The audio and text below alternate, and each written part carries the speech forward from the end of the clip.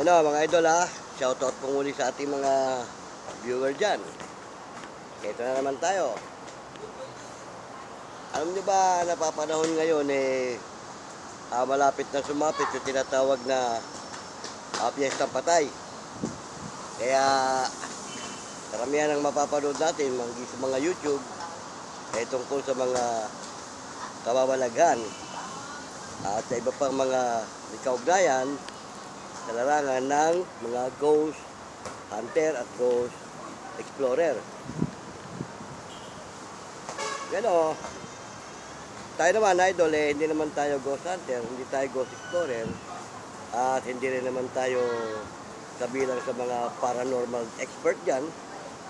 Pero kahit pa paano, may karanasan tayo pagdating sa mga kababalagan, di ba? Tama? Meron lang akong ilang isi-share sa inyo na tungkol sa aking naging karanasan din sa larangan ng mga tinatawag na kababalagan.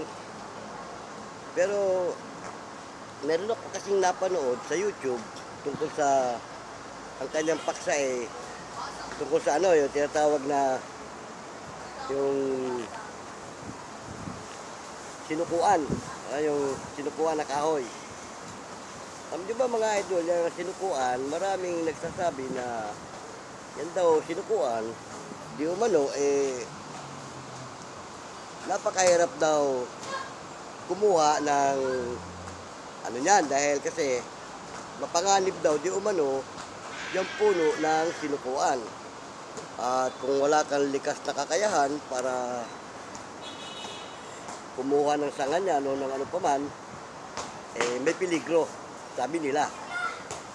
Pero nabanggit ko na nga sa mga una kong video, dati ako naging kasama nung bayaw kong paranormal. Naikwento rin niya sa akin na yung puno daw di umano ng sinukuan na yan ay totoong mapanganib. At kung kukuha ka raw ng sanga niyan o anumang bahagi ng puno na yan na siya mong gagamitin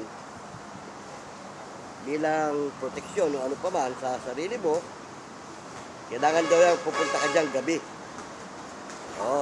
At kailangan yung walang sikat ng buwan.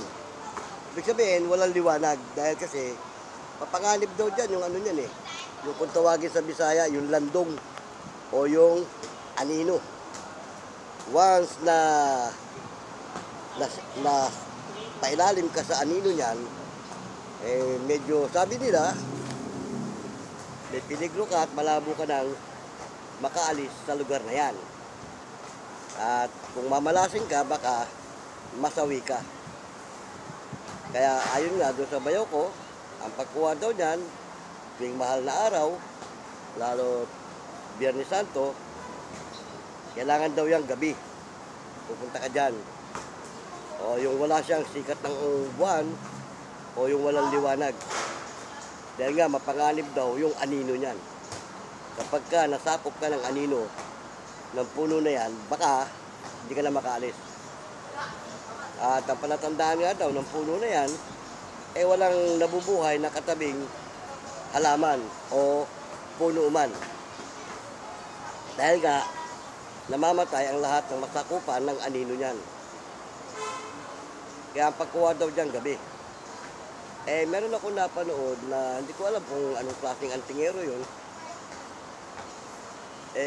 May pinuntahan siyang puno ng sinukuan. Pero nakita ko yung puno na pinagkunan niya ng sanga o ng parang kakaiba doon sa ikinukwento ng ibang antingero. Parang walang panganib kasi araw siya nagpunta. Although walang sikat ng araw, wala sigurong anino yung puno, kaya nakakuha siya.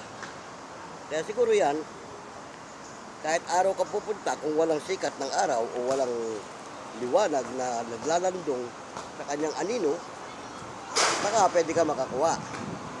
Kasi yung nga, nakita ko, napanood ko siya, simple lang, may dala siyang itak. Tumabas siya ng isang sanga. Nasabi niya, yun daw ay sinukuan. Pero hindi ko lang alam kung totoong sinukuan yun o dahil kasi yung puno na pinuntahan niya, parang maliit lang na puno eh. Hindi naman talaga kagaya nung kinukwento ng ibang mga antingero na malaking puno siya at mayabong. Eh, hindi napanood ko na isa ring nagkukwento tungkol dyan sa sinukuan. Babae naman siya. At ang sabi niya, yan daw, kapag ikaw pupunta dyan, anuman daw ang taglay mo, hihigupin niya. Kukunin niya lahat, kung ano man ang taglay mo, sa katawan mo, kung ano man ang hinahawakan mo na pangdepensa. Eh, pag ikaw pumunta dyan, mababaliwala. Mawawala lahat yun, kundi ang maiiwan lang, yung sarili mo lang. At kung makakapasa ka, daw, di umano, dyan sa sistema ng puno na yan, makakakuha ka ng kanyang sanga. At yung sanga na yon, pag naiuwi mo yon, yun ang parang magiging ano mo, magiging taglay mo. Kaya lang, ako sa totoo lang, hindi pa ako nakakakita ng puno ng sinukuan akwal. Pero yan, sinearch ko yan sa Google. Pinakita nga sa Google at ang ayon sa Google, mapanganib nga ang puno na yan. At ang pinangingilagan nga dyan, yung kanyang anino. Na pag nasakop ka ng anino, malamang na may peligro ka. Yon. Kaya nga, yung tumatama din yata doon sa kwento ng bayaw ko, yung isinearch ko sa Google. Kasi kailangan kung pupunta ka dyan, yung walang sinag ng araw o sinag ng buwan para wala siyang anino. Dahil yung anino daw niyan ang mapanganib pag nasakop ka. Kaya nga daw walang nabubuhay na halaman sa tabi niyan dahil pag may sikat ang araw at inabot ng anino yung bawat halaman, di ba pumipihit ang anino eh. Di ba sikat na ng araw, ang anino niya nandun. Lahat ng aabuti ng anino niya, ng mga kapwa niya halaman, malalanta. At pag pumihit na yan, kaya nga, yung paikot niyan, wala halos nabubuhay na halaman. Kasi nga, mapanganib yung kanyang anino. Kaya nga, ayon sa bayo ko, kung gusto mo talaga at malakas ang loob mo, pupunta ka dyan gabi. Bahala ka kung may kasama ka o wala. Gabi. Para makakuha ka raw ng sanga niyan. At dalawang klase daw yata yan. Merong sinukuang itim at sinukuang puti. Ayon naman doon sa babae na napanood ko, maganda raw yan, tinatawag na mag-asawang sinukuan. May katabi siya, nakapwa niya, sinukuan. Yung alin man sa dalawa na yun, ang makuhanon mo ng sanga, may bisa daw. Yan napagkukwentuhan lang naman natin dahil nga, napapanahon tayo ngayon ng mga magpipiyektang patay, may mga kababalagan. Yon. Pero ako, meron akong kahoy niyang sinukuan kasi yung mga nabibili ba, nabibili lang. Pero siguro tunay yun kasi yung sinukuan may cross.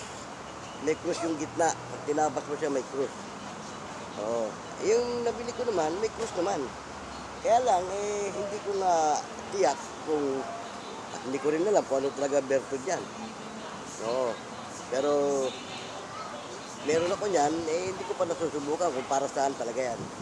Ayon naman doon sa bayaw ko, marami rin daw taglayan. Kontra sa kulam, kontra sa kung ano pa mang masamang espiritu, at anumang mga maligno.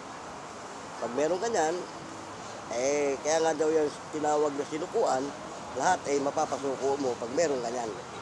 Maging sa normal daw na tao na magagalitin at kaaway mo o galit sa'yo, pag meron ganyan, medyo, kumbaga, nababawasan yung galit ka sa'yo pag nakita kayo at may dala kanyan. Ayun. Pero ako naman wala naman akong kaaway na tao at wala akong kagalit dahil ako friendly. Walang masamang damo sa akin Ride on ako kahit kanino. Wag mo lang naman ako unahan ng kalokohan mo, wala tayong pagtatalunan o wala tayong dapat pag-awayan. Di ba? Tama? Kapag ka-friendly ka naman, tiyak wala kang kaaway. Kasi lahat kaya mong sakyan, tulad ko. Lahat kaya kong pakibagayan. Dahil mula ng pagkabata ko, wala naman ako nagiging kaaway na sa akin magmumula. may mga nagiging kaaway ako, pero hindi sa akin nagmumula. Hanggang sa ganitong may edad na tayo, senior na tayo, walang Diyos naman, wala tayong kabangga o